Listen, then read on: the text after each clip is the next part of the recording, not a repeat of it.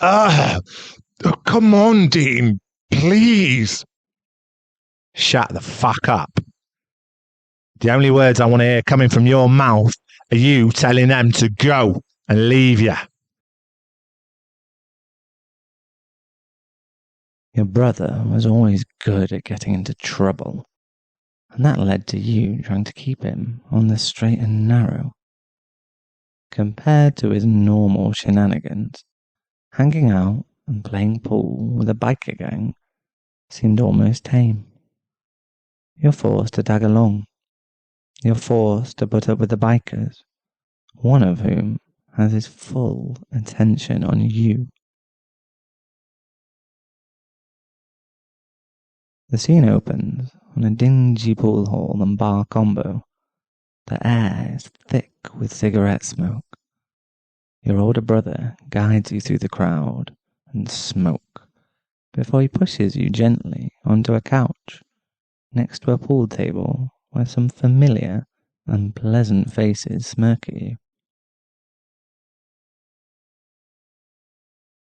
Come on, guys. Call it. I got stuck looking out for them again. So none of you start shit while I'm playing, alright? The boys grumble but nod. One of them, however, catches your eye and grins a fanged smile and walks casually towards you. You alright, shorty? Good to see you out in these parts again. Dean chuckles, rolling an unlit cigarette in his mouth. Even if it is sarcasm, I'll take a nice to see you too, Dean. Oh, come on. Are you still surly at me, sweetheart? I didn't mean to start that bar fight, alright? Or start that fucking fire. Or the other fire. Right. You get what I mean, though, yeah? Oh. Still as feisty as ever, yeah? You really want me to buzz off? Dean's grin becomes more pointed, and you know you've pushed him too far.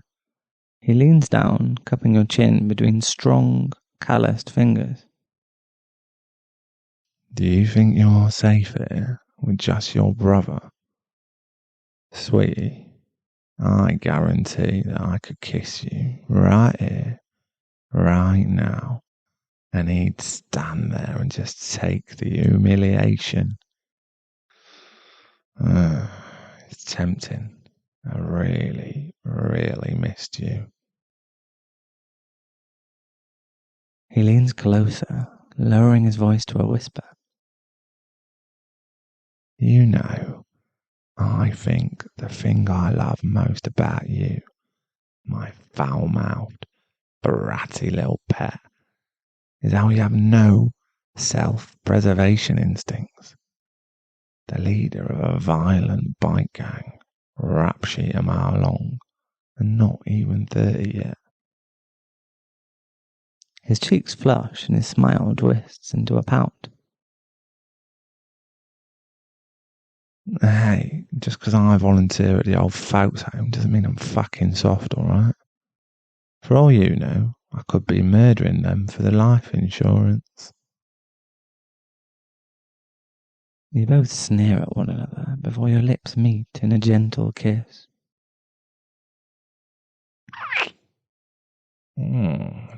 Damn.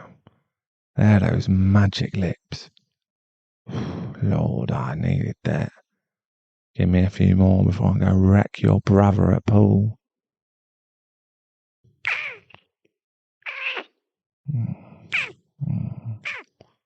You kiss him for a bit longer, until he stands. Are you still going to say no to a date? Well, you'll give in eventually. They always do. Of course you will, sweetheart. You're someone that wants to save all in need. And well, who could need you more than me, baby? Dean, can you not, dude? You best remember that you owe me a massive amount of cash, Ryan. And you ain't got no fucking collateral. You fuck up this time, I'm gonna have to start removing fingers, alright? Good one. Dean's silence is very telling as he plays expertly, hardly needing to try to crush Ryan. And that is game, set, and match. Fine. Just add it to my tab. God, I don't even know why I still hang out with you guys at all. Ow! Your brother yelps in pain as one of the gang members grabs him by the skull and pins him to the pool table. Now. You be a good little brat and stay there. You both knew what he was getting into. No, they didn't know. Dean, come on, you can't. Another crony muffles him with a tie as Dean stands and looks over at you, unreadable for a moment. Are you fucking serious, Ryan? You bought your own sibling as collateral. Don't you even try to lie. If you lie to me, then I'm going to take a fucking sledgehammer to your spine. Again, the silence is very telling, and your brother won't look you in the eye. You're fucking disgusting, Ryan. And yeah, I know I can't talk, but fucking hell. Do you have any clue how much they've gone through trying to keep you on the straight and narrow? Only for you to pull this. You're fucking garbage. Absolute garbage. Dean takes a deep breath and inhales slowly before he speaks much more calmly.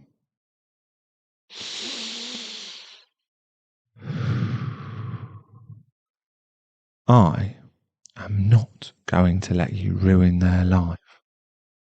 Willing collateral is one thing, but your own flesh and blood. And you didn't even tell them.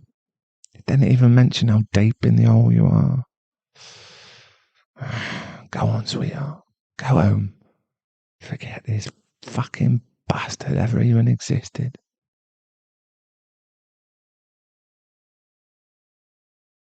No, I don't.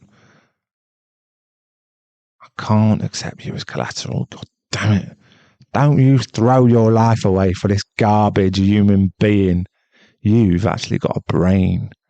So fucking use it now and walk out. No, boys. Escort him outside. Gently. As for you, Trash, how's about we start with the right hand? Two men grab you by either arm and start escorting you outside as you hear your brother's muffled screaming fade behind you. Bring him back.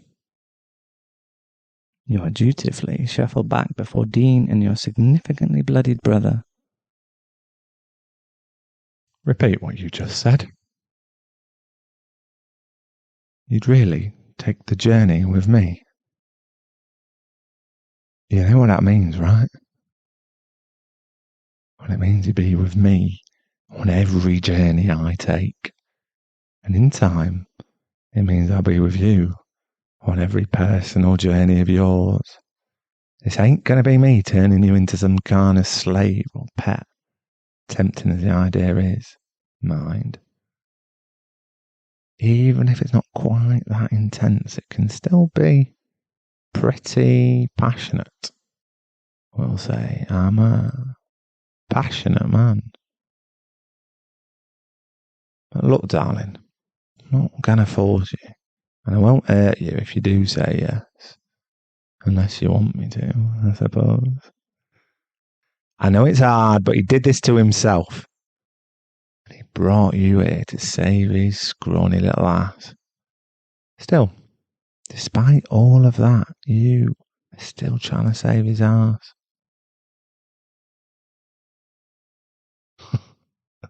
No, sweet as that is, I'm afraid, agreeing to go on a date with me ain't gonna sway me. Be smart, brat. Go home, live your life, and hey, if you get drunk enough, call me. Dean inhaled sharply before reaching down and yanking the tie out of your brother's mouth.